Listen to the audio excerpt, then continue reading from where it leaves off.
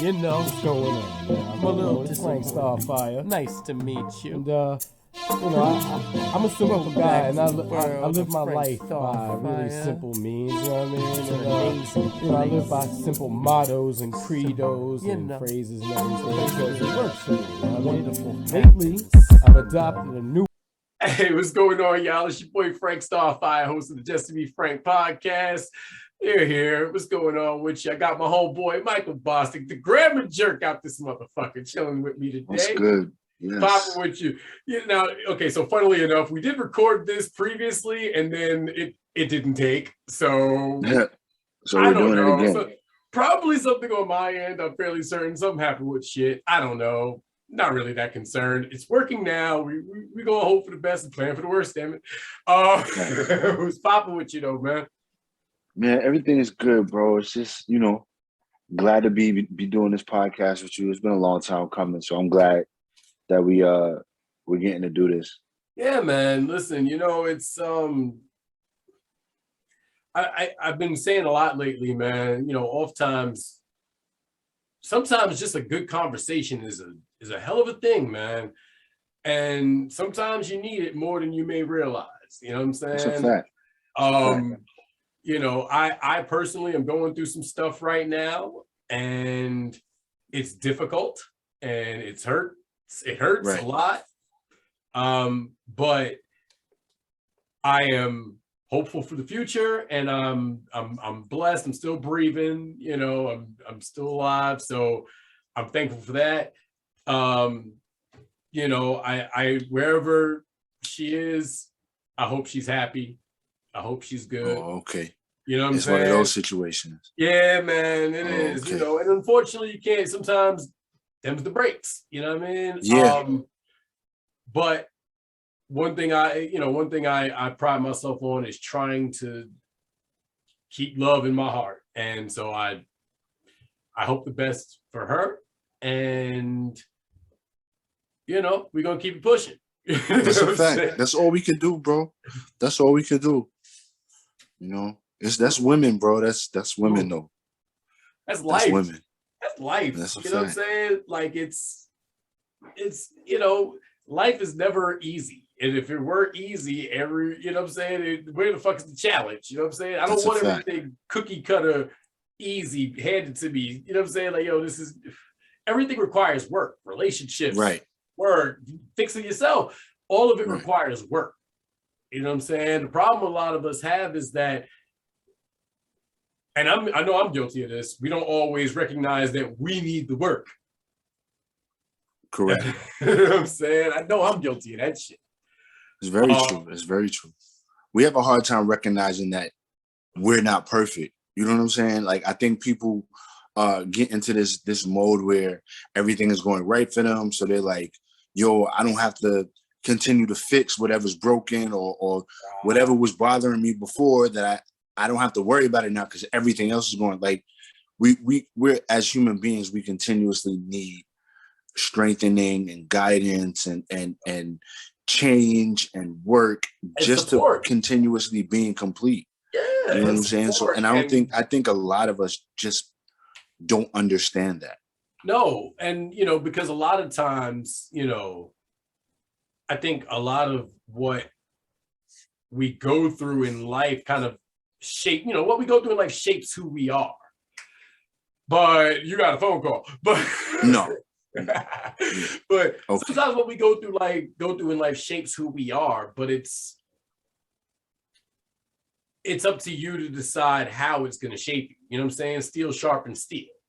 You know what I'm saying? But you can still fuck up your blade and make it. Right. You know what I'm saying? You can do everything right, and then you do your heat, your water dip or your oil dip, and it cracks. Your blade cracks or whatever. So it's never a one-time thing. Like, I was just talking to somebody now. I put up a post on Facebook earlier talking about grief and the things that it can cause you to do, and she said, no, what I'm going through is and I'm like, you're right. It's not a one size fits all thing. Not everybody experiences grief in the same way. Not everybody processes it the same way. Not everybody reacts and acts on it the same way. You know what I'm saying? Correct. I myself tend to be a little bit crazier than I normally am, which is saying something. So, right. But it's also recognizing that if you do cause someone pain, you got to atone for it. But sometimes that atonement has to come from you learning how to forgive yourself. Right. You know what I'm saying? And that's sometimes the hardest thing to do. You know what I mean? That is the hardest thing. It's easy to forgive others because you don't have to deal with others every day. You have to deal with yourself every day. And sometimes trying to forgive yourself is just super hard. You know, it's one of the hardest things you could do. You always end up forgiving yourself last. Yeah. You can forgive everybody else, but you never can forgive yourself. No.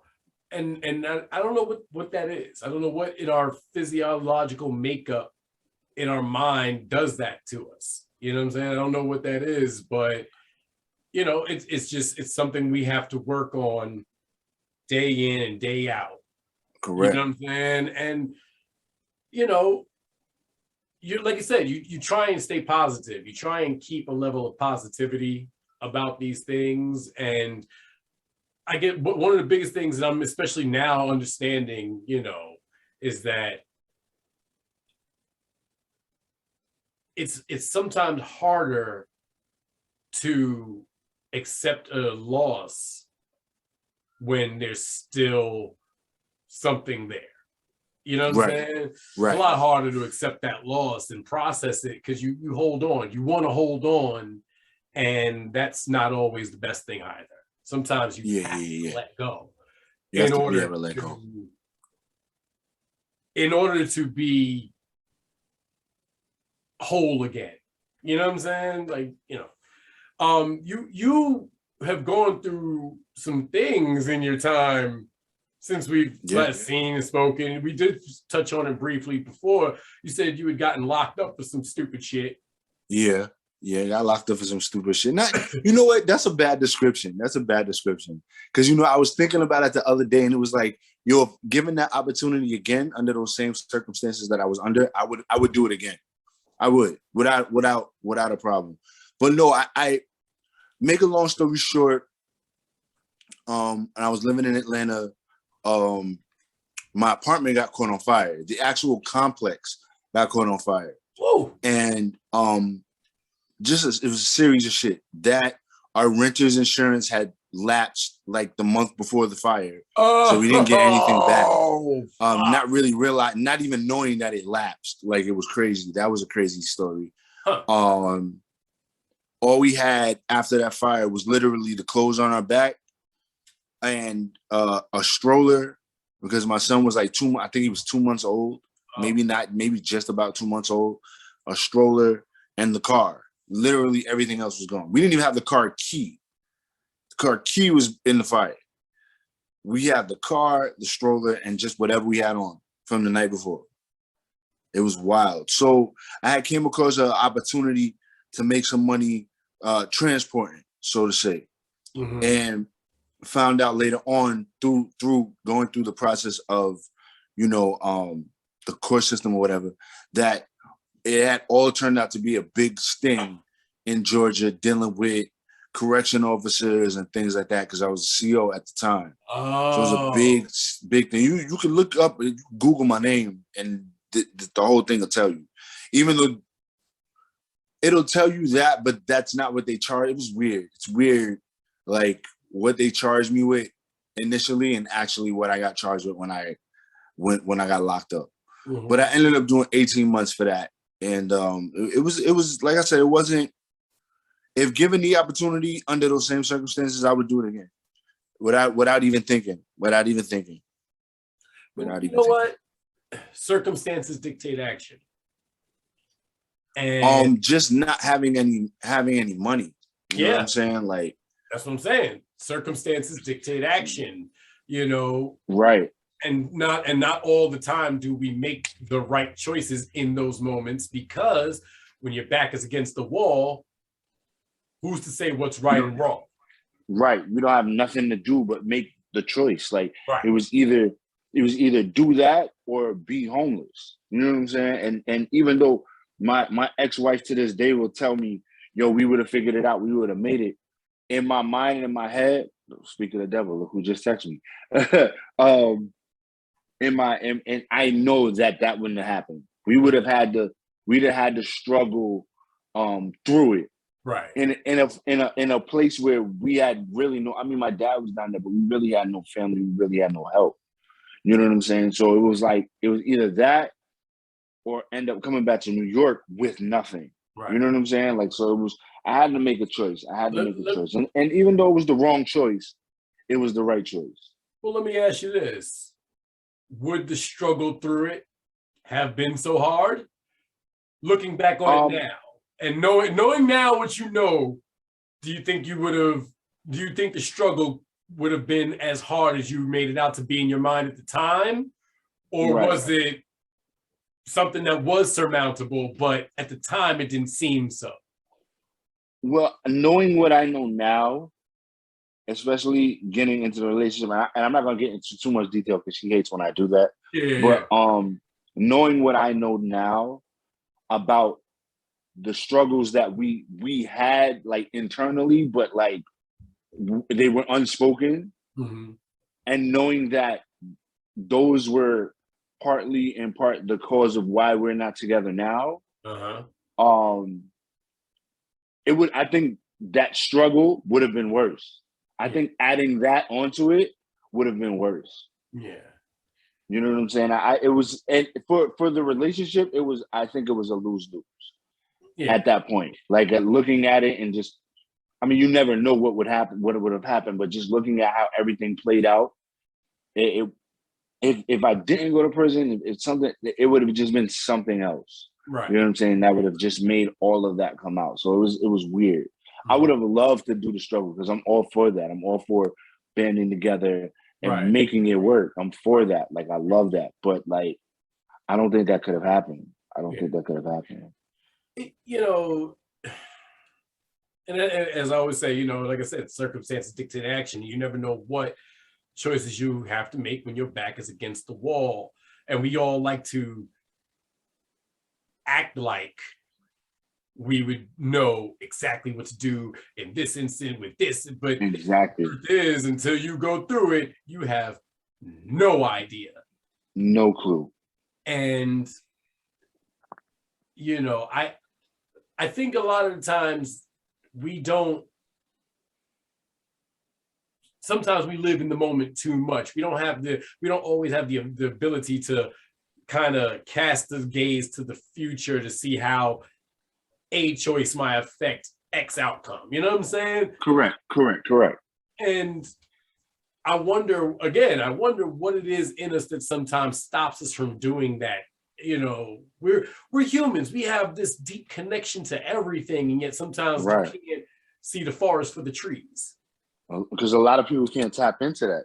A lot of people haven't tapped into that. So sometimes they don't understand what they're feeling, or certain times where you have certain feelings where something might just be telling you no.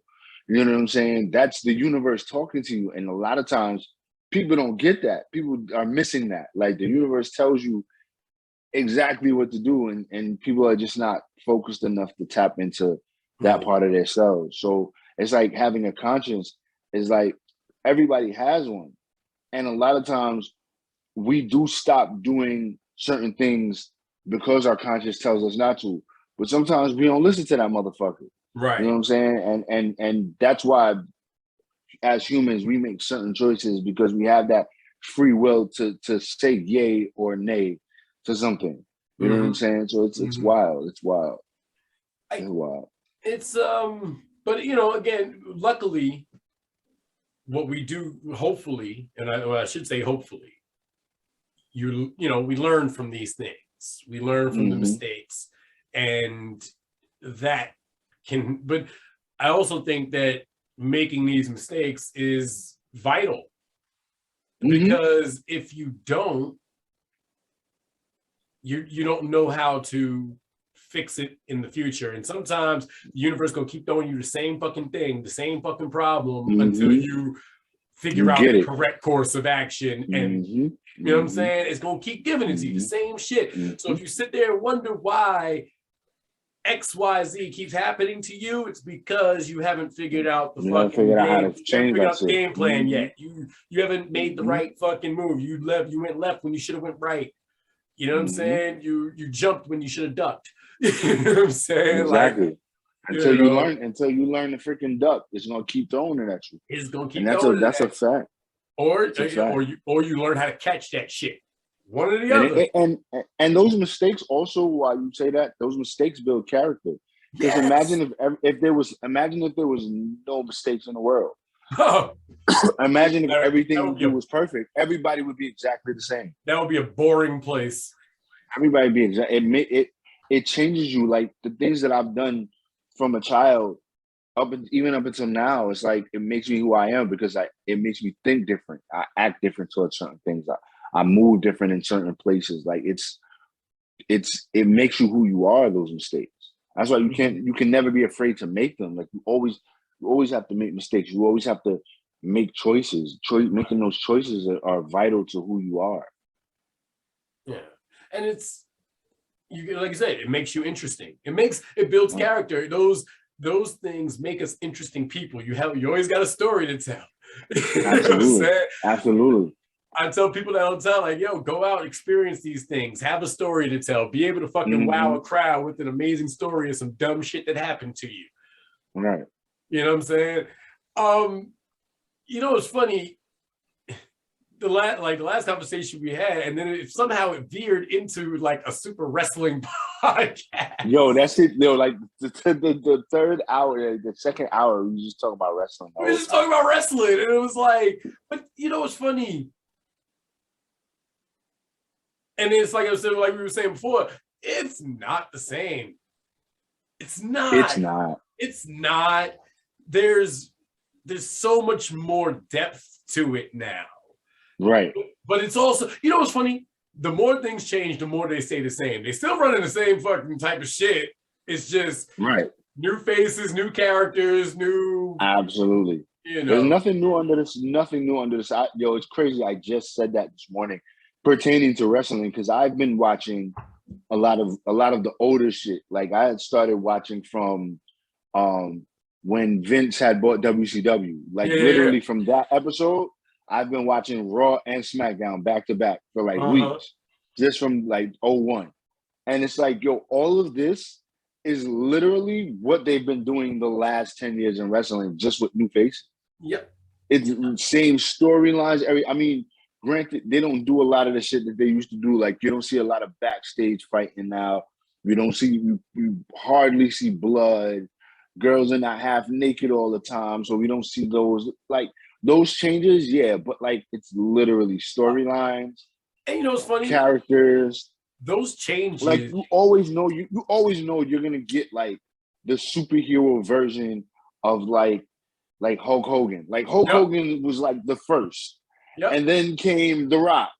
And then came John Cena. And now it's Roman. We're skipping over some folk. We're skipping over the Bret Harts. We're skipping over Shawn Michaels. We're skipping over Sting. But those, you know what? Macho Man Randy Savage. So I don't. Yeah, but all of them guys were great The wrestlers. Undertaker. They weren't faces of the company. Well, Undertaker's been the same character except for the American Badass face for the majority of his career. So like that in itself, like he's the only wrestler now that's somewhat still in kayfabe. Like not so much anymore. I'm gonna tell you how he pulls it off too, because everybody knows now. Like kayfabe is pretty much dead because of Instagram and the internet and all that shit. Right. But he's been able to transcend that character because now Mark Calloway is a very interesting person to listen to. Correct. Right. Because who the fuck is Mark Calloway? Who the fuck is Mark Calloway? Nobody knows who the fuck Mark Calloway is. So it makes him, because this is the other side of the Undertaker. Because for 30 years, he was nothing but the Undertaker. Right. Inside the house, outside the house, wherever he was, that's who he was. So now we're like, who the fuck is Mark Calloway? Like low key, like who is this dude?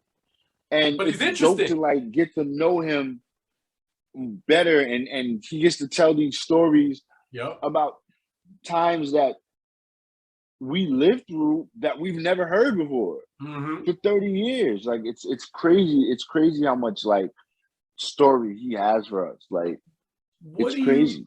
What do you think of the Dark Side of the Ring series? I love it. I love it. I ever since that's another thing I was just talking about with somebody. Dark Side of the Ring was crazy because it didn't pop off until the Chris Benoit episode.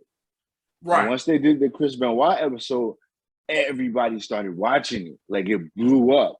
Well, and it's such an informative show for a wrestling fan, because these are stories like even the plane ride from hell. Oh boy, I ain't gonna lie, that made me look at Ric Flair a little bit differently. Right, but it's what's crazy about it is my girlfriend now, who is probably the biggest wrestling fan on earth. She's the one who got me back into my love of wrestling. She never heard of the plane ride from hell. Never heard of it. It was because this is a person, mind you, this is a person who's interviewed DiLo Brown. Just to name off the top, a lot of independent wrestlers, writers, right. People who do like she's never heard of the plane ride from hell. That's how disconnected wrestling is for her. Right. Like wrestling to her is like she knows the ins and outs of the business, but like the stories and shit, know like about that. Right. Those types of stories, she's disconnected from, which is dope, because that's why I get why she loves these wrestlers so much, because we stay in the dirt sheets and we see all of these things about all of these, and she doesn't. You know, even though she's a part of the media and has probably one of the biggest Black wrestling podcasts like ever, like to be like when she said, "Yo, I didn't even hear about that." I'm just like, what? Like I'm like the meaty, juicy parts, the Ric Flair parts and shit like that, like the explicit version that we got on Dark Side. Now that I've never heard. I never heard all of that. That's what I'm saying. Like I heard about. Never heard of that. All the other shit, the drunkenness. Right. I never heard about Brock and all of them fighting, but all of the sexual stuff. And then, but I'm gonna tell you the episode that really got me, and it was one of the earlier episodes because it was about one of my favorite wrestlers from back in the days. And it was about the murder of Dino Bravo. Oh, I seen that one recently, actually. That actually came on a rerun. I didn't know. So, like, I didn't know Canada had that much of a criminal empire like that. Yeah. You know, number one. Yeah. But that was so interesting to me because Dino Bravo, weirdly enough, was I loved Dino Bravo. He was an ill dude. His fucking side slam, that shit was dope. Right. Right. He's a big burly motherfucker. But to die like that, yeesh. And again, I'd heard these stories throughout the years, but to hear it in detail like that was new. I remember the movie, I forget what the name of it was, the one where Jake the Snake Roberts, where they talked about he was smoking crack. And when I found out he was smoking crack, I'm like, Jake the Snake Roberts smokes crack? Right. Mm-hmm. Like these are my childhood heroes. And then you realize, well, this is why they say you don't meet your heroes. Right. Because she'll fuck you up. It's true. It's true. It's a scary thing though, because then you realize like, yo, these motherfuckers are just humans. They're just people. Right. They're just people. They have the same flaws and shit that we have, but you know, I think about all the time, yo, this motherfucker Hulk Hogan was telling us to say our prayers and take our vitamins. Meanwhile, he was like doing all sorts of shady shit. And that's a fact. You know, out here low key being a racist motherfucker. Right. Like, come on, dog. Like, yo, what are you doing? Like you look at them dudes differently. I look at a lot of wrestlers differently. Yeah. You know what I'm saying? Like I said, my GOAT is Chris Jericho. Oh yeah. Love him as a wrestler. Can't stand him as a person. Can't. Yeah. He's an asshole. He's an asshole in real life, and I've seen it. Like it's he's. Then of course his wife was at the Capitol during the insurrection, so it's just like. See, I didn't Jesus know Christ, all that, and you know what? Right. I'm disconnected from that level of shit. Right. Because, and you know what? I ain't gonna lie. I'm so disconnected from a lot of things, mainly because I don't have television. Right. But you know what's crazy? I don't have TV either. That's what's crazy. I don't have TV. I don't watch TV. My shit that I get, it comes from Twitter or fucking Facebook. Right. Like, I'm really, I'm on Google News, and Right. That's whatever's where I get all on my there. information nowadays, because I can't stay. And I used to love watching the news. I used to love reading the newspaper, and now I pick up a newspaper and it's a bunch of fucking editorialized bullshit. There's no facts. I mean, the facts are there, but it's also intermingled with this their own opinions and shit. Yeah. And I don't want it. That's where journalism. That's the only way journalism can stay alive now. But that's not journalism. Think about how the internet is. Right. That's why I'm saying that journalism is trying their hardest to stay alive, and that's why they've become that. That's why it's become that. Journalism is defined as being able to tell the truth after having learned the facts and then verified the facts. And then you present the facts and allow the person to use their critical thinking to think for themselves to determine the best course of action from the information they just learned. Right. That's journalism. What we have today is a bunch of TV stars masquerading as media heads. And then you've got social media, which is a gift. So that's what I was going to ask you. How does a journalist compete with somebody with faster Twitter fingers? You know what's funny? You see what I'm saying? Yeah. You can't compete with, like I tell people all the time, if you want to get the news, get Twitter. Because Twitter gets the news before anybody else. Twitter gets it before TMZ gets it. It's live stream, like it's literally happening in the as moment. It's happening. Yeah. As it's happening. So anything that, even if it's, let's say there was a bombing somewhere, God forbid, Twitter will have it as soon as it happens, bro. Yes, they Before anybody else, any videos out, any media outlets, Twitter will have it, and it'll be some average Joe that will fucking have it. And so it's like, that's the reason why journalism is going away, and we're getting more into a media-based society, because anybody that has a fucking camera phone, a fucking smartphone, could be considered a journalist. And and that's the thing. Is that a good or a bad thing? I genuinely don't think that's a good thing. I think especially with this, I just think there's too much. I think social media has created a thing where now it's entirely too much information out there. I'm for everybody being able to know everything, but that should be a freedom where that if you want to, you can. But now the information is kind of being force fed to us because we have our faces in these phones and these tablets and the TVs and shit. So they're throwing everything at us. If you don't have one, everybody has at least one social media. So the information is being thrown at you there, and you don't see it one time. You see it 5 times because everybody shared that one article. So you scroll. It's just the information that's put out there it's being force fed to us, and that's what really kills it. It's just too much. It's an information overload. When back in the day, we were fine knowing that there was more information out there to get, but we had to go look for it. You had to figure it out. You don't have to do that now. That's just at your fingertips. You don't have to go. You don't have to go to the library anymore to do research papers. That shit's on your phone.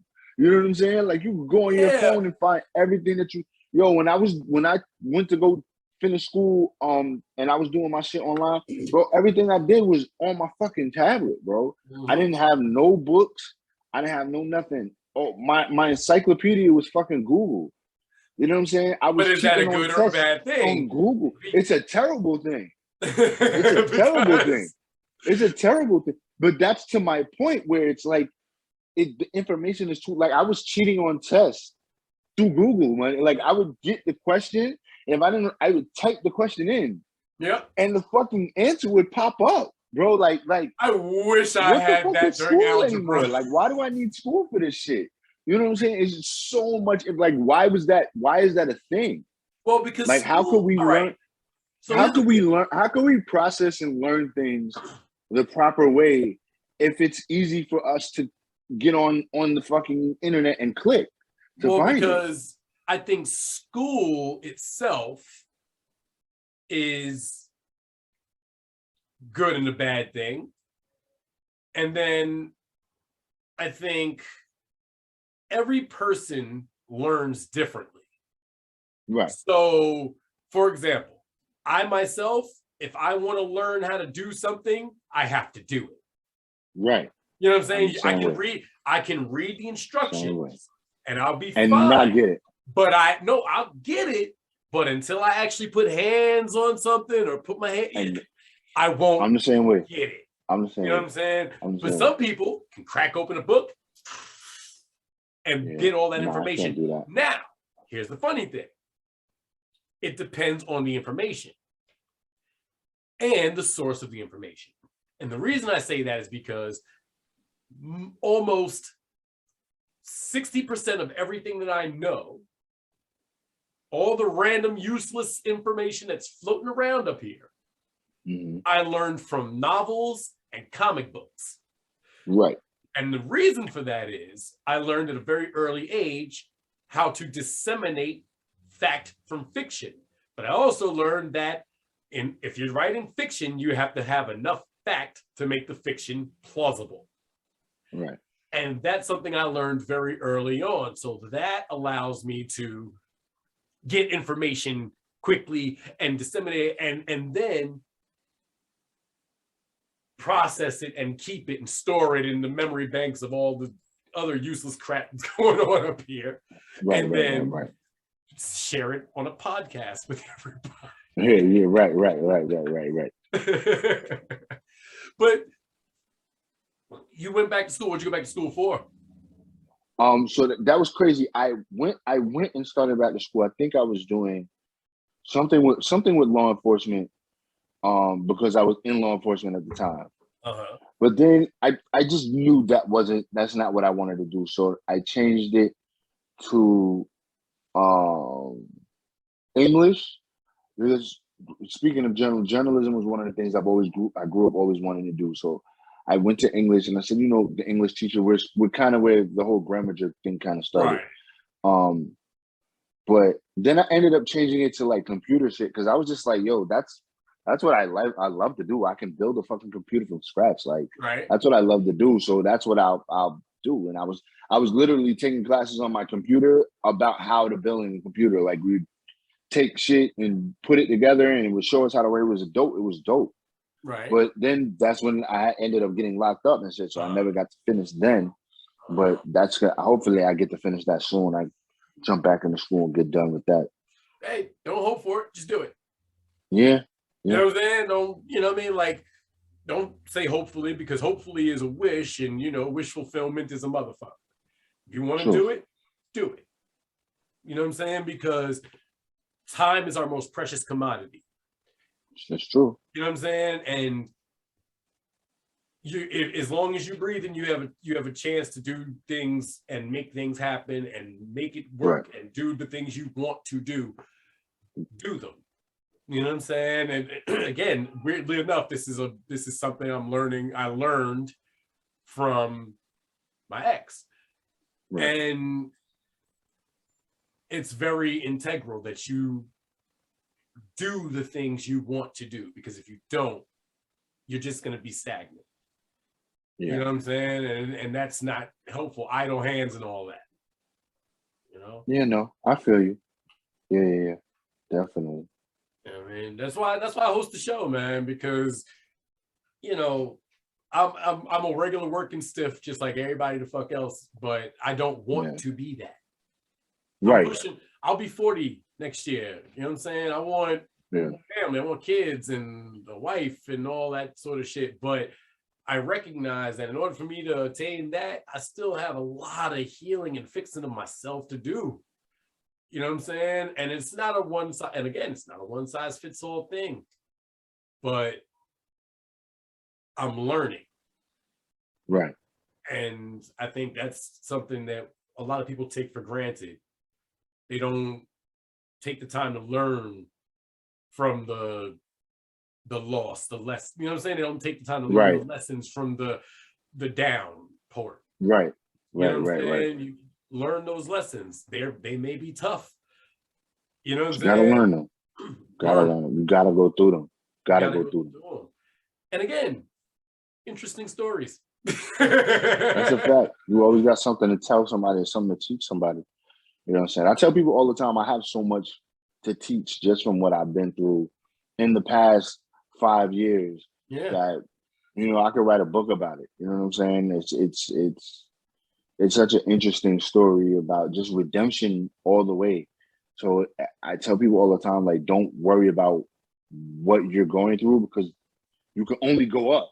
You know what I'm saying? Like, if you're at a low point, the next place for you is to go up. Right. You know what I'm saying? There's no place but up to go. So just know that wherever you're at now, it can only get better from here. That's right. You know what I'm saying? So, you know, and that's really my story in a nutshell. Is like, yo, when I was down and I felt like I didn't have nowhere to go or nowhere to turn to, shit just started going up. Because that's just default. Like, when you're at your lowest, only place to go from there is up. That's right. And, you know, you never hope to hit rock bottom. Right.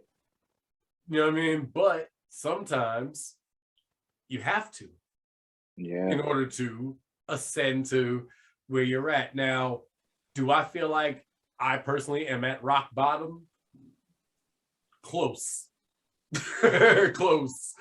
You know what I'm saying? I am mentally, physically, emotionally exhausted. However, I do take solace in knowing that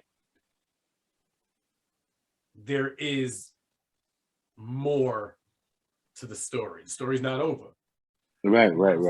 And, you know, we'll write these chapters all the time. You know what I mean? And, you know, what do you tell, do you tell, how old is your son? He's 7. He's 7. Have you had any of these conversations with him yet? Absolutely. Okay. Absolutely. He feel like it was early? When I left, he had just turned 3. When I got home, he was like halfway through 5. So when I got home, one of the first things he asked me, like, and just in conversation, was like, well, where did you go? Like, because I think his mom told him, like, I was at work, or I was going to be working away or something like that. Like, she never really told him what was going on. But I just straight up told him. I straight up, like, you know, Daddy was locked up. He was in jail. You know, he did something bad that he shouldn't have done. But that, I was like, that's a lesson for you to know that when you do something bad, you get consequences. So even now, at 7, almost 8, he still talks about it. He still says, like, I remember when you went to prison. I remember when you went to jail. But not so much in like a sad way like he used to. I remember one time he used to tell everybody. He used to tell people, my daddy went to jail. My daddy was, and I was like, yo, that, first of all, is not something you tell people. Like, you don't tell people. Like, I had to phone somebody, like, hey, come here, like that. You don't tell people. Like, that's not something that was a good thing for Daddy. Daddy didn't want people to know, but it wasn't so much that he was proud. It was just something that he knew about his dad. You know what I'm saying? That he felt like he could tell people. Right.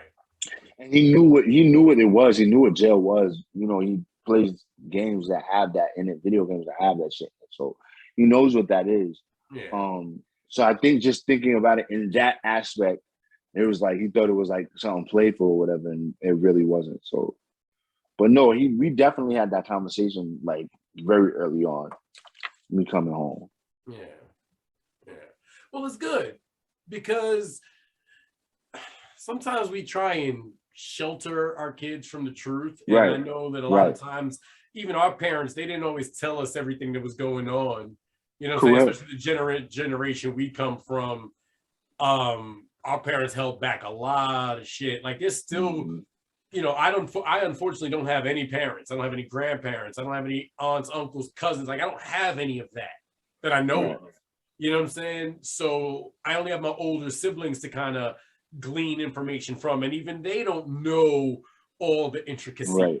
You know what I'm saying? And I wish there were things that I could ask now that I didn't ask then, because now there's things I actually do want to know, and I've lost that knowledge. Right.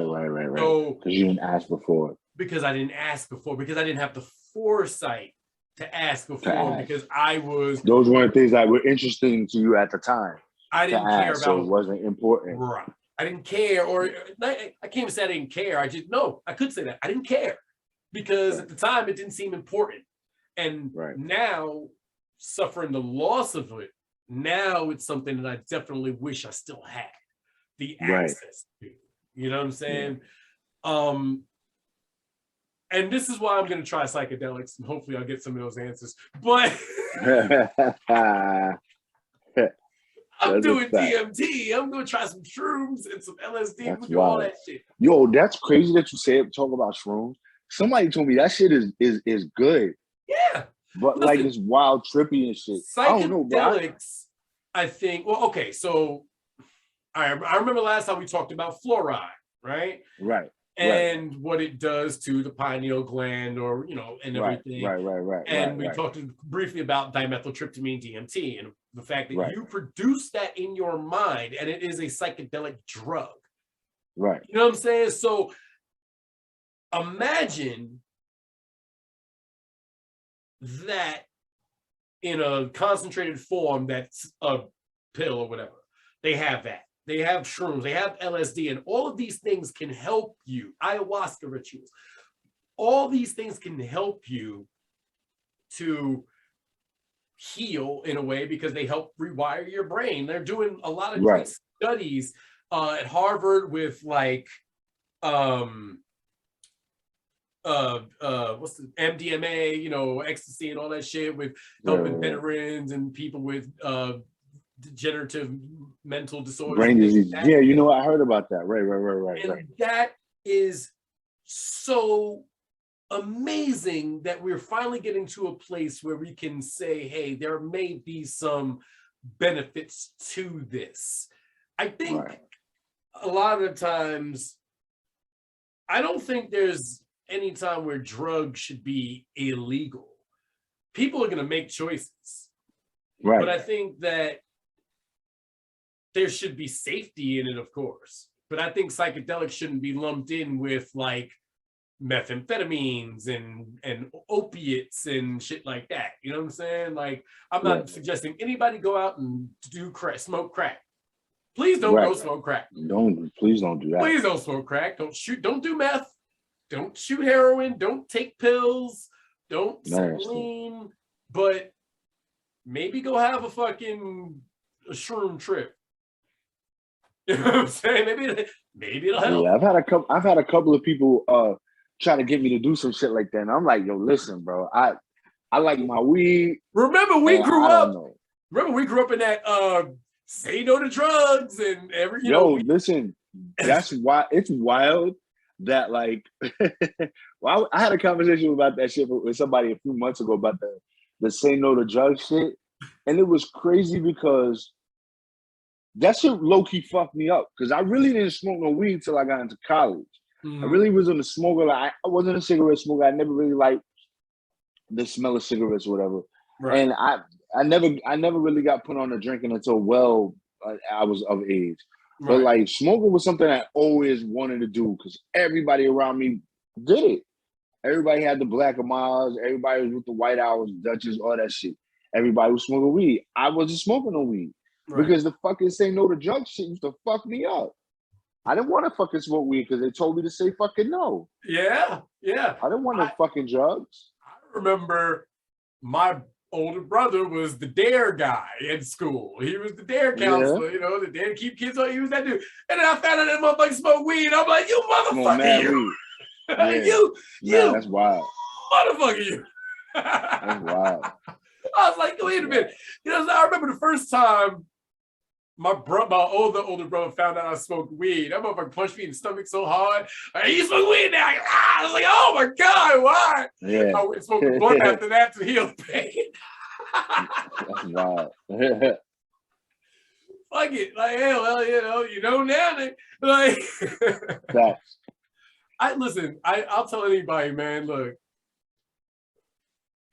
don't be like, I said, don't do drugs. But if you want to try some pot, go for it. Give it a shot. See if it's for you. If it's not, see what it does for you. See what it does for you. See what it does for you. You know what I'm saying? I ain't gonna lie. I didn't know, because again, like where we're from and the era we came in, ain't nobody talking about mental health.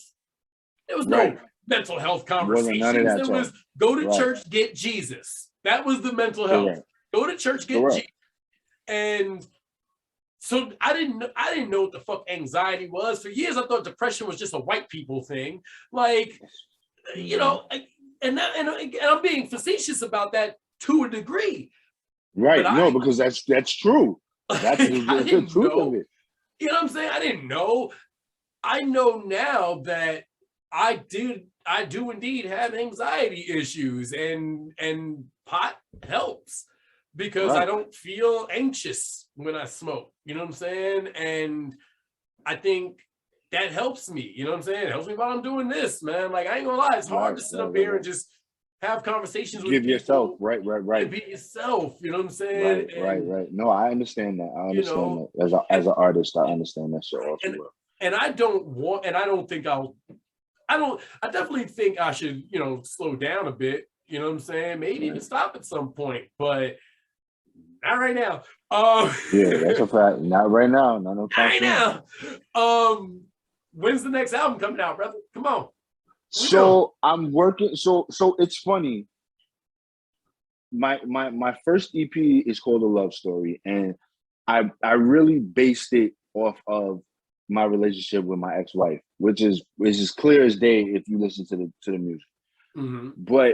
And so when I came home, I started working on it, and I had all these songs, and I recorded everything, and I'm getting down to now where I have all of this stuff ready, and I realized that I'm trying to tell a story that I've already told.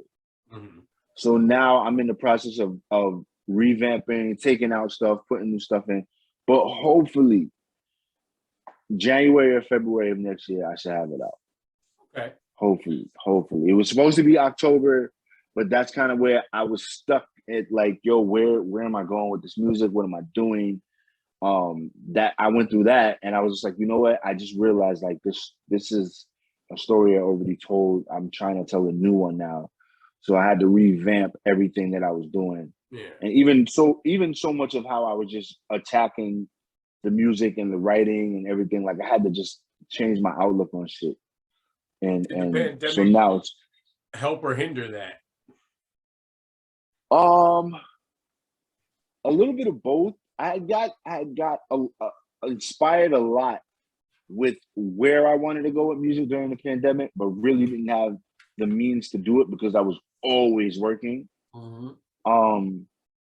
But that also shaped me into the artist I was able to be when they were able to start doing shows and stuff again. So I did a couple of shows at the end of the year, a couple of performances, and a few in the beginning of this year, just to kind of get where I was at. And so now I kind of have an idea of like my stage presence and shit like that, what I need to work, how I need to move in crowds and things like that. So that part of it was cool. But no, I can't wait for this new music to drop. I can't wait. I mean, I'm so excited for the people to hear it. Because that's the question I get all the time. When is it dropping? When is it coming? It's definitely on the way. I ain't gonna lie, when I found out that you were singing, yeah, it didn't strike me as odd. But I remember in the last conversation, you know, you told me that you were doing that in high school, but you kept it on the low. Right. It was very, very low key. You know, and because I know we used, you know, how we did, man. We in the lunchroom, boom, boom, bapping on the motherfucking lunch table, spit the whole bars. Yeah. Spit them bars. Absolutely. And I can't lie. You know what? I really credit you guys for my love of hip hop, because I wasn't a hip hop head back then. I actually really knew nothing about hip hop in high school until I would sit with you guys. You guys are just spitting bars and shit like that. Like, this is kind of fire. This is kind of dope. So you guys are really credited for me for really just opening me up to hip hop. That shit, it wasn't played in the crib. I can't lie to you. The first time I was in the lunchroom on the back staircase and we had a cipher going, and the first time I spit in front of everybody and nobody knew I could rap because I was a geek nerd photography kid, and you know what I'm saying? You know, I didn't even know I had it in me. But I'll be honest with you, the very first time I smoked a blunt was the very first time I spit we just spit. Yeah. And that shit felt so empowering. Right. You know what I'm saying? It was like cathartic. Like I was somebody completely different. And I remember, I think Cap was sitting there, and I think I remember Vega was there, and motherfuckers just looking at me like, oh shit, like, yo, word, like, Frank, what the fuck? Like, and I remember that shit, like, it felt so good to be able to do something like that. Right. What is the emotion you get when you sing? You know what I'm saying? Because I ain't gonna lie, I sing in the car, I sing in the shower, and everybody sound like Luther Vandross in the shower. Yeah. But but what is it for you that draws you to it? For me, it's always been about emotion and what story is telling. So a lot of times, depending on my mood, I'll go different places. But as far as for me performing wise, like my songs, especially from my first EP, is very 90s oriented, has a very 90s sound to it, because that's what I grew up in. So I wanted to pay homage to that 90s R&B in a way, even down to the writing. Down to the writing, how I structured the songs and everything, I wanted to give it that 90s vibe. So a lot of times I could really get into that mode where it's just that love atmosphere, that passion atmosphere. Like that is always, I try to make that as a part of like performance, and even just singing at work. I'll be in freaking Home Depot and be singing my fucking heart out, and them songs be playing, and I just be going in like I don't give a fuck. I don't care. You know what I'm saying? I think one thing about R&B that's different from a lot of genres, and even I won't say a lot of genres, but I think a lot of genres that don't deal with harmonies, things that don't deal with like different sounds, is that R&B and those that are similar to it can take you places. Like you can be in situations where you're there in the room as you're listening to that music. You know what I'm saying? Sometimes when I listen to shit, I picture myself in the studio with them as they're recording it. Like, you know, it transports you to different places that I don't think a lot of other genres of music can take you. Not only that, I'll be dead honest with you. Like right now, whenever I hear Crazy Sexy Cool, any song from that album, I can picture myself sitting in my grandma's car as we driving wherever. Right. You know what I'm saying? Takes you to a memory. When I listen to SWV, I can picture playing that tape. Yes, kids, a tape, a cassette tape. A tape in my little boom box over my bed. And it was one of those ones that would play straight through, like it would flip it for you. You didn't have to flip the tape. Oh, yeah, you had to flip it and do it. No, that's dope. It was, I was scoring on that one, but Rochdale Mall, baby. But I remember listening to that song, and That's What I Need. That song plays right now, and I'm transported back. You're All I Need, Mary J. and Method Man. Right. Music is the time capsule. That is, bro. That shit will take you everywhere. everywhere, man. It's everywhere. It's magic. People don't believe in magic. Listen to music. Music is magic because it's something, like you said, it can put images in your head. It's like it can transport you someplace else, different time, different place, new memories, thoughts. It can open something in you. It can close something in you. It can heal. Right.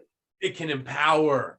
You know what I'm saying? It can make you sad. It can, you know what I'm saying? You can listen to fucking Onyx and want to smash shit. That's a fact. You That's can a listen fact. to Mariah Carey and want to be in love. You That's know what I'm fact. saying? It's like you gotta take it for what it is. That's magic, man. Music make you feel any emotion that you want to feel, man. That's why it's such a beautiful thing. Something That's such a beautiful thing. And it's something that it's all around you all the time. All the time, bro. Every noise, everything that you hear is music. Everything. Anything that goes in your ear and out the other is music. And it's something I think we take for granted too. Like, you know, I often, you know, the question you always ask all the time, or especially on the Facebook is, would you rather be blind or deaf? And you know what? I got one good eye. I'm partially blind anyway. Give me blindness, because I would not want to not hear music. That's a fact. You know what I'm saying? Yes, I love looking at the curve of a beautiful woman and a beautiful car and nature and taking pictures and all that. But if I couldn't hear birds chirping and fucking music, oh God. She'll go crazy. Oh God. Go crazy. I could still type. I could write blind. Although I ain't gonna lie, I definitely wouldn't want to lose my sense of smell either. Yeah, no, I would hate that. I would hate that. Did you get COVID? Yeah. You did? Yeah, I had COVID. Oh, yeah, man. I had COVID. Did you breathe through it, or did you just? No, yeah, it was simple for me. I think the one symptom I had was I had heavy fatigue. Fatigue. I was asleep like the whole time. The whole time they put me in a quarantine, like one of them hotels. Everybody had COVID or whatever, and I was there for 10 days, and I think for like 8 of them I slept. Like, yeah, I couldn't. I had no energy for nothing at all. So it was wild, but it was okay. Nah, I had no heavy shit with fevers and breathing problems and none of that shit. Yeah, well, that's good. Did you didn't lose your sense of smell, taste, none of that shit? Nope, none of that. None of that. Did you get the vaccine? Yes. Okay. Yes, I did. I don't mean to pry into your personal medical business. I apologize. No. It's cool. I have no problem telling people I got the vaccine. No problem. I did not. Listen. You know, I'm okay with reasons for people saying they didn't get it, and I understand it all.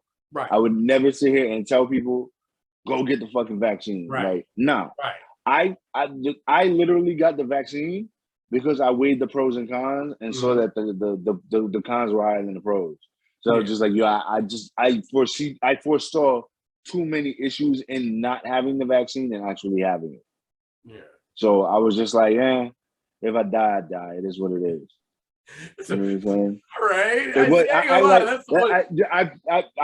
People are so worried about the government chipping you, and they don't even realize the fucking cell phones. They're already fucking following your ass. So they don't know what the fuck you're worried about them chipping you for. All that. You know what I'm saying? Like, that was the dumbest shit I ever heard. Like, everybody has every time you turn that fucking phone, you're chipped. Your motherfucking ass, they can track your shit from your fucking phone, bro. Right. That bullshit that we get keep in our pockets all day. They can track Facebook tracks you. Your fucking your Google tracks you. Your fucking Google listens to you constantly, and Facebook listens to you constantly. Facebook listens to you, and you know, it's all becoming this metaverse shit. Again, look, I'm all for the advancement of technology, but there are certain aspects of technology that I'm not comfortable with. AI is one of them. Robots.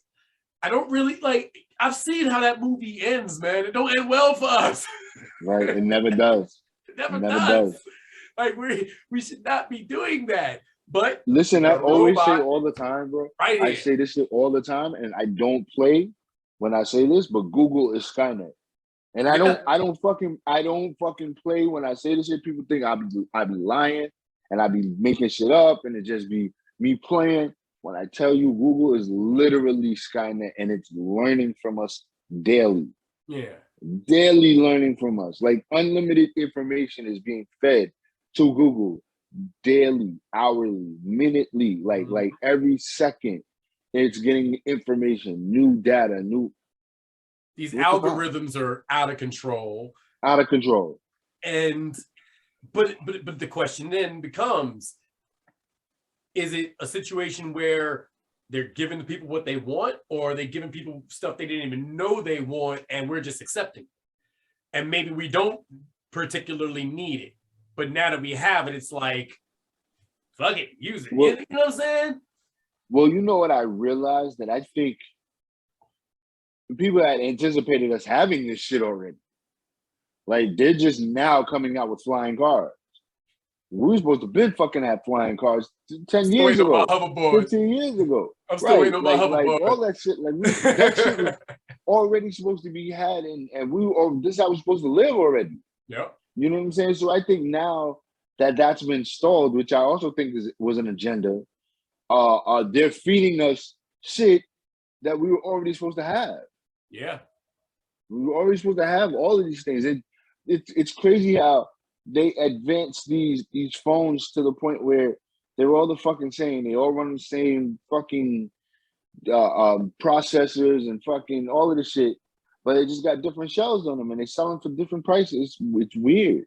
And they're all the same. And all they do is upgrade the shit with AI that they already had. With fucking UIs that they've already had. Like, you're not upgrading anything. A lot of these upgrades are visual. You mean to tell me that I needed to install a whole fucking 9 gigs on my phone for cosmetic shit? Like, it's wild. It's wild. It doesn't change anything to the apps. It doesn't change anything about how the phone works. No. Everything is just how it looks. Yeah. Your user-friendly interface. And branding. Because right. iPhone, you go hard to pay for that motherfucker. If your team Android, you go hard to pay for that motherfucker. Meanwhile, neither of them pay you for anything. For nothing. That's why you don't see no commercials for it. What do you see a commercial for an iPhone? I mean, you do, but how often do you see them? How often do you see commercials for the new Samsung phone? Right. Not often. Not often. You know what I'm saying? Like, they just enough where you know it's out, but not enough where us talking about it is it's free fucking advertising. No, it is. Why? Not only that, you're gonna get a text about the newest whatever update and and you know, it's all too easy.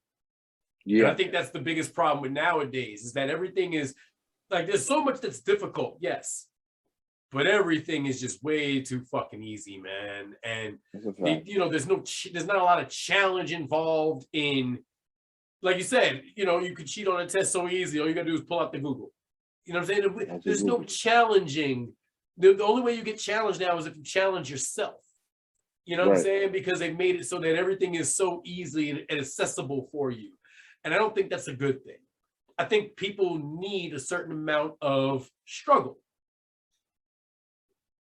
You know what I mean? I think you do. I think you need struggle in order to learn how to survive and learn how to cope and learn how to brush that shit off your shoulder and learn how to deal. I don't know. It's true. No, it's true. You can't, if you don't have that struggle, how do you know how to navigate through the bad shit?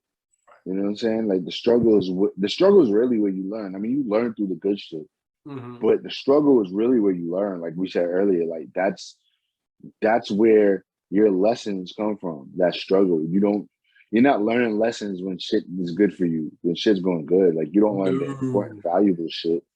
Like, you got to lose money in order to know how to navigate money.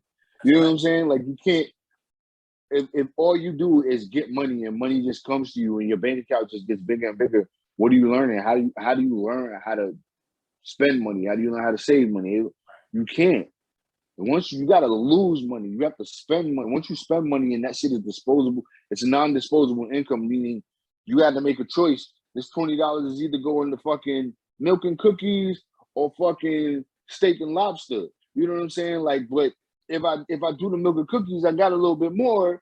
It can last me a couple of days. The steak and lobster, I'm gonna kill this shit tonight. Yeah. You know what I'm saying? Like you got to make that choice, and that's when you really learn a lesson. That's when you learn a lesson. My dad, it's crazy thinking about lessons and something that I keep with me.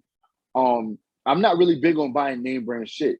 Never have. Me neither. Never was one to wear. Like I have like my Nike shit here and there, whatever, but it was never important for me to have that. And that comes from a lesson from my dad, where especially when I first got to high school, he would give us all kind of like a budget of what he was willing to spend for us. Okay. And he said to me one time, he's like, yo, I'm giving you $200. And this is when $200 can get you a lot of shit. Yes, sir. But $200 also was how much that Nautica outfit was going to be. Yep. My dad would tell me, he's like, you can get this one outfit, spend your $200, or you go up the street and get 4 for the same price. And a pair of kicks. And you have shit and some shoes. And what was crazy is that he was gonna buy the shoes separate. So this was just for the clothes. See? He was like, yo, you'll have 4 outfits that you could change. Like you can get the Nautica outfit, and then you gotta wear the same raggedy ass shit you was wearing last year. Yep. And so that shit always resonated with me, where I was like, yo, I don't necessarily need or really desire the clothing that everybody else has or necessarily covets, because what they have is what they only have, and I'll have so much more. So I'm never one, like I'll wear a white t-shirt to death. Yep. You know what I'm saying? Like I'll go to Target and get screen tees all day. Yep. I don't give a fuck about Nike and Tommy Hilfiger and Dolce & Gabbana. I don't give a fuck about none of that. Y'all can keep that shit. Balenciaga, all of this shit, all them ugly ass sneakers, all of that shit. Y'all can keep that shit, bro. I'm good. When I tell them I've never owned a pair of Jordans in my life, and I never will. And what's crazy is I've had Jordans, but I think I've had Jordans, but I've only paid for one pair. Yeah. And that was only because that was a pair of Jordans that I like. I think every pair of Jordans that I've had have been hand-me-down Jordans, low key. Somebody has always given me a pair, and I've always taken them, but I've never actually, except for maybe one pair, bought a pair. And I'll tell you when I learned the lesson about sneakers, name brand, high expensive sneakers. I was this is when the Dr. J's came out. And I wanted those Dr. J Converse. I don't know why. I didn't play basketball. I was terrible at it. I did not play. I did not have any illusions to the fact that I was not playing basketball. I just wanted those Converse because they had Dr. J, and I knew of his accomplishments, and I thought they were dope.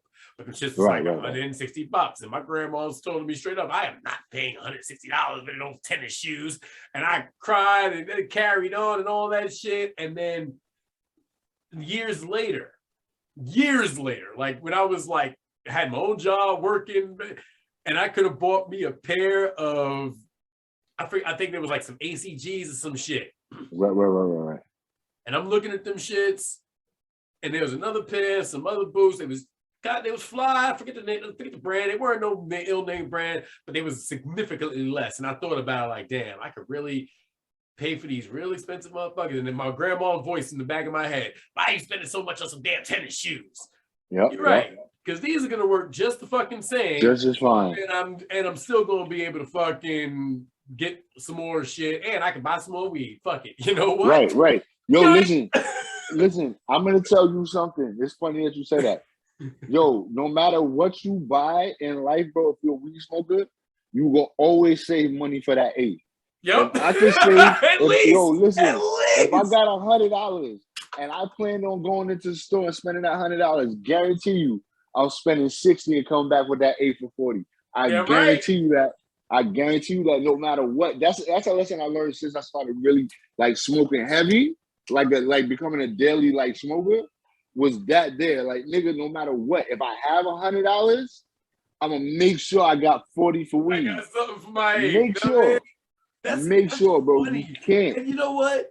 It's interesting because I know here where I live in Pennsylvania, medical is legal. Right. But I was under the impression that the basic law is that if you have a medical card, you cannot have a concealed carry permit. But it's beyond that. You have a medical card because that's only state law. federal law always trumps state law. So since it's not legalized federally, you cannot own a firearm at all because firearms are federal. You have to register those. So your state, you can buy it in your state, but because that's a federal thing and it's not federally legal, if you're caught with the guns and you have you could go to jail. You know what I'm saying? Now, of course, I'm not. That's in Pennsylvania or is that everywhere? I think I ain't gonna lie. I would. Excuse me. I would have to surmise that would be nationwide because again, federal law trumps state law. Right. And federal, so I don't know. I really need to get on the horn with a lawyer or some shit and find out how true that seems because Pennsylvania is a commonwealth, ain't it? Yes. Yeah, so that's why I don't know. That sounds like a Pennsylvania, Virginia type situation. Right. Well, Virginia's another spot. Anyway.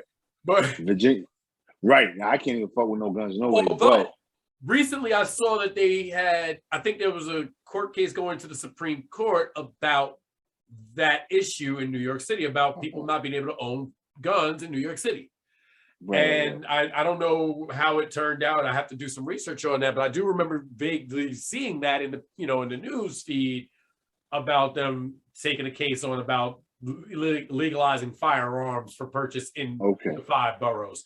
Because if you think about it, that's something I gotta look into. If you go into Long Island, Green Acres Mall is technically in Long Island. Long Island, right. If you go to Dick's Sporting Goods or Walmart and purchase a firearm, you're in Long Island, you can do that, no problem. But the minute you cross 5 minutes over to the fucking street, you've committed a felony. That's wild, because that's coming wild. That's wild. Now that you think about that shit. Hell yeah. That's why I left. It's one of the main reasons I left New York. That's wild. I didn't even think about it like that. That's crazy. You know what I mean? But yeah, this is a commonwealth and it's very weird. The rules here are the rules there, it's wild. Yeah, because Virginia's the same way, and I know Virginia's wild, so I know Pennsylvania's wild. My mom stays out there though, so I know she's familiar with everything and how shit moves out there. But I love it out here. I can't lie.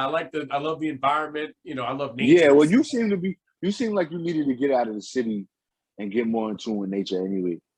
So that after the loss of my moms and my grandmas and everything, it took me a long while to realize it. But yeah, I needed nature for healing. Yeah. I think in some ways we all do. I think that we neglect that as humans. That we were a part of nature. We're so disconnected from that now. Because disconnected from that. Everything is so easily accessible to you, and it's not plants and shit give off certain healing and like just shit that makes you feel good. Like they open, and we're like yo, when you think about it, like people don't put plants in their house anymore. I do. I got an aloe vera here. Got my grandmother has them. Got some elephant trees, a bunch of other joints. Because I recognize my grandmother's house. Especially if you have breathing problems, having live plants in the house cleanses your air, detoxifies your air. My friend Farjana, she has one of the most beautiful in-home gardens that I've ever seen. You know what I'm saying? Her joint looks like a lush forest where she's at. Wow. And I love that. You know what I'm saying? And what I realized was like when I first moved out here, I went and sat in the woods for like a few hours, smoked a blunt, just sat there, just listened to the wind whistle through the trees. Yeah. And I knew, like, I felt at home. You know what I'm saying? Like, and I ain't gonna lie, growing up, I'm from Queens, New York. We ain't never go fucking camping. No damn camping. Right. I love camping. That shit is great. I love that shit. I think us city boys appreciate that shit. Because we don't have that shit. Right. I think we grew up in a time where we clown that shit so much because we were from the city, but we all really in hindsight wanted that life in certain ways. Like I love fishing.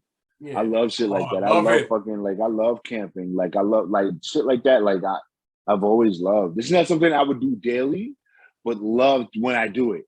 I ain't gonna lie. Love doing it. I want to learn how to hunt. Yeah.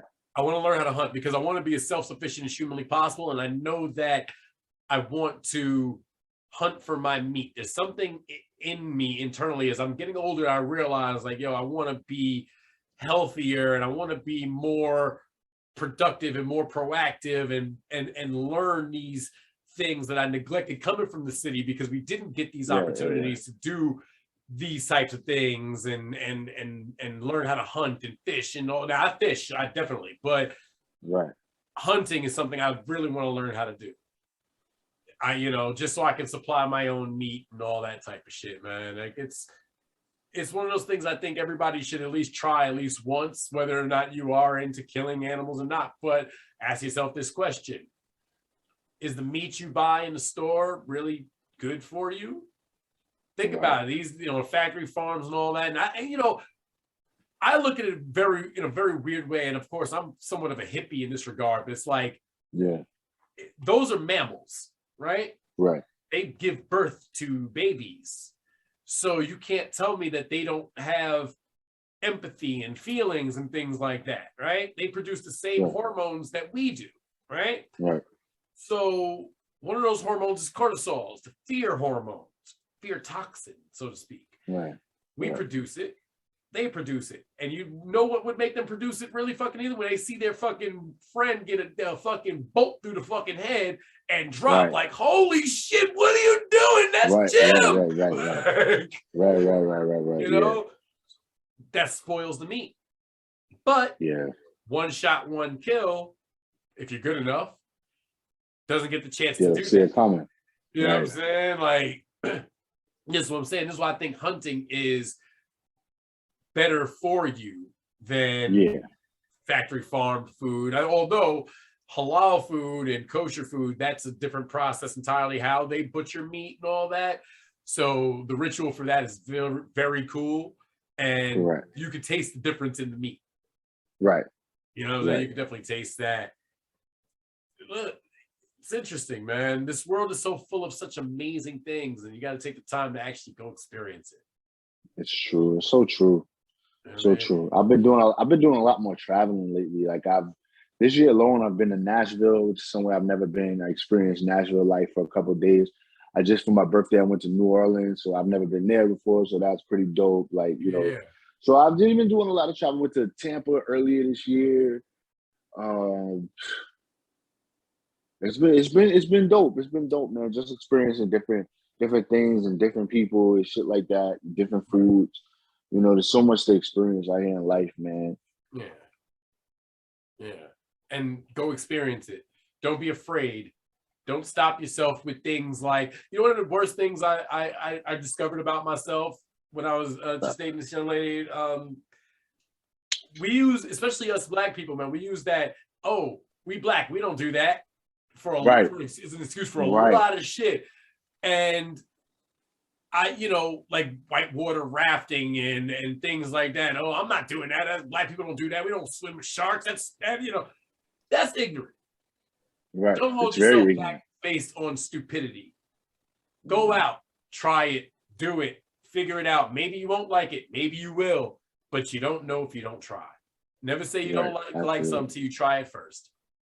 Absolutely. It's very true. Which I think is a good way to end this one, good brother. Yes, sir. Yes, sir. Word, man. It's a blessing, man. Yo, Michael B., I appreciate you for joining me, man.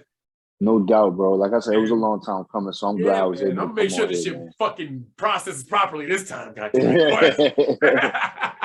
But nah, man. But listen, all blessings to you, man. I appreciate you for joining me. Have a good one. Let people know where to find you on social media. Right. So you guys can find me everywhere at _Heel Classic. That's _HEELCLASSIC. And also on Instagram and TikTok, you can follow the Grammar Jerk Rob. I do little grammar skits and shit like that. So I'm getting back into doing that. It's been kind of crazy with work and shit, but I definitely feel like being a little more creative, a little funny with my shit. So that's coming back. Yes, sir. Yeah, man. Put in a good word for me with your girl, man. I'd love to have her on too. No, listen, she would love to, bro. That whole crew, man, Jabba Tears podcast, man, they're all about Black podcasting and just giving back to the Black community and shit. So I definitely run into her. Well, I'll tell you what, we can do a whole show. I can support a bunch of people. Let's get like a good panel going and talk some wrestling. My girl's actually about to do a panel on Sunday that she just put together that's got like a lot of independent like referees and people behind the scenes and things like that. And they're gonna do a panel just on wrestling and shit. So that's dope. And I know she loves to do shit like that. Well, you know how Joe Rogan does the fight companions for MMA? Right. I would love to do like a wrestling companion for like a pay-per-view or something where we can live stream the pay-per-view while we're watching it and then talk about what's going on. I would love to do that, man. That'd be dope. Yeah, definitely. We gotta work that out. We'll work out the logistics on that. But facts. Listen, brother Michael Bostic, ladies and gentlemen, the Grammar Jerk, Heel Classic. We appreciate you for joining us as ever. This has been the Just to Be Frank podcast. I want to thank you ever so much for joining us. Make sure you hit that like button, the subscribe button, hit the notification bell. Follow me on, you motherfuckers, you got me talking ticks. I'm on TikTok now. That's right. You got his TikTok and shit. I seen him. At Frank Starfire 6 on all social media. Follow me for more fun shit and just holla at me, man. We appreciate you as ever. One love. Yes, sir. Abracadabra. Peace. Yes, sir.